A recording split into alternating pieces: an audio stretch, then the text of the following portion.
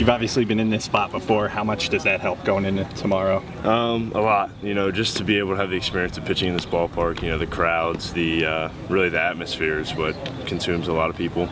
So to be able to have that under my belt, it's comforting going into it. Were you watching Florida last night? I did catch some of that game. I mean, it just shows how good the teams are here. I mean, you know that going in. You know every team that you're going to face can hit, they can pitch. I mean, it's just something you expect when you get here, and you're looking forward to it. Were you watching that fourth inning in particular? I caught the later half of it, so I didn't see how everything progressed. But I mean, it was a huge inning for him. I mean, enough can't really be said about it.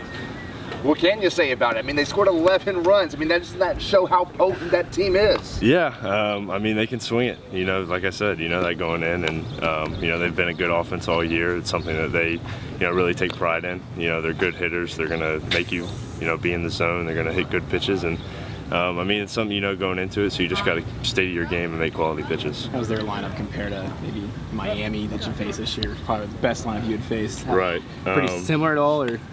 I don't know about comparison-wise. Yeah. I mean, Miami definitely is one of the better lineups that we faced all year. So I think just taking that experience of facing a lineup like that and going into it, kind of like I said, they're going to hit quality pitches and they're going to take advantage of mistakes.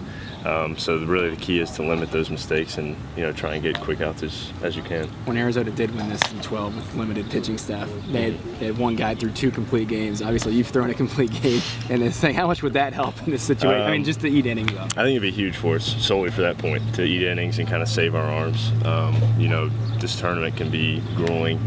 After a while, it can kind of wear down on you. So as many guys as we can save, and for later games on, it'd be huge. Kind of along those same lines, given the format out here, how big is this game tomorrow? I mean, obviously a win's huge to be able to have that kind of longer break, but also to go 2-0 into basically what is kind of like a regional final.